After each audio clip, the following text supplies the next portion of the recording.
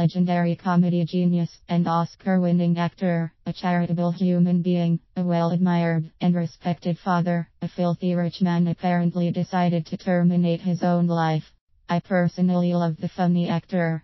There's not even one single movie that I haven't watched, at least twice. He epitomized the concept of entertainment. He brought so much joy and laughter into people's lives, not only in the US, but also in many places around the world. When I first read the tragic news about the suicide death of this wonderful artist, my first impression was oh no, and then, as I read on, I was hoping that I would find out it was all some sort of a bad joke, but unfortunately it wasn't. It was simply and truly bad news. By the time I finished reading the article, one was feeling terribly sad, probably because I realized that all these memories of laughs had come to an end. Then my sadness got replaced with anger. I was angry. I'm not sure whether I was angry at him or about his death. It really wasn't clear to me, but all I know is that I was pissed. I still don't know why, but it could be because I felt that my admiration to him and that of tens of millions of people in the world was just not enough for this talented human being to see any point of sticking around a little while longer. I might have felt slightly betrayed. Then came the dreadful question to my mind. Why? Why did he do it? Why would he do it? It would almost seem Mr. Williams would be the last person to consider doing such a thing. I needed answers. I needed to know why. Naturally, I kept on reading more articles about his death to find out what others are saying about it. Friends, family, and fellow actors who knew him up close and personal. They all spoke of depression. Yes, true, the actor was depressed and thus took his own life. But that doesn't answer the why question. It just makes it more complicated.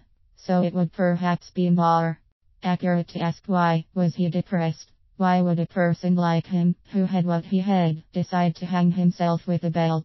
As I failed to find the answer to my question in the articles I read, I switched myself onto the reflective mode to try to figure out what could have led that man, who is thought to have had it all, to put himself to eternal sleep. Unlike many, I have found that the answer could lie in the very same words that everyone used to express their shock at the actor's death, and in the reason why he shouldn't have killed himself. He had it all right. I thought, what if that was why he killed himself? He had it all. All, however, is relative. For many people, it's fame, money, career success, family, children, etc. Let's agree though that, in the materialistic world, the actor did have it all. The way I see it, Mr. Williams had it all, and only decided to terminate his own life upon realizing it. He must have got to a point where he thought, is that it? And then I thought, how dangerous is it to base your self-validation, success and happiness on receiving recognition or approval from others? For Mr. Williams, that recognition or approval came in the form of laughter. He would have done anything to get that laugh from people because he lived his entire life thinking that the only way to calm his restless mind and appease his painful soul was to make people laugh, to make people happy. Towards the last decade of his life, he started to realize that pain and restlessness were not going away, no matter how many laughs and cheers he was getting from his millions of audiences. Mr. Williams was bullied probably for being a short, chubby, hairy kid. Maybe the hairy bit came a little later. As a teen, you have just a few options to cope with bullying. 1. You keep your mouth shut and put up with the misery and humiliation. 2. If you're a big boy or no one, you beat the hell out of the bullies, which he couldn't have done. 3. You run away only to get chased off by the bullies, and then get teased and beaten even worse. And 4. You start to crack jokes about your own self to please the bullies and get some recognition and approval, which then transformed into a survival mechanism and then into an art, which Mr. Williams would master and perfect later on in life, making him a comedy legend, but at the same time, leaving him weak and vulnerable to the dark power of the tortured human soul. It's not a coincidence that the only Oscar that Mr. Williams won was for his role of a psychiatrist in Good Will Hunting, a psychiatrist counseling while empathizing with a math genius who was physically abused by his father. So Mr. Williams definitely knew one thing or two about being abused and bullied as a kid. He thought making people laugh could make it all go away. Unfortunately, it didn't.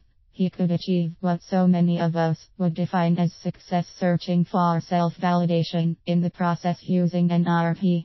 Brilliantly perfected throughout his life. As he attained the peak of what most of us deem as success, he realized that there was nothing more he could do to self-validate. It was game over.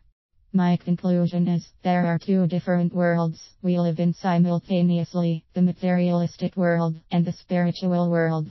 Fearing that spiritual could be interpreted religiously, I'll also refer to it as the world of the mind, the world of the soul. It is very important for humans to learn how to live at peace with themselves. It's also very important to build our self-confidence, self-image and self-worth by recognizing our own achievements, not seeking recognition from others. Your happiness cannot be derived from others or other external elements. It has to come from within.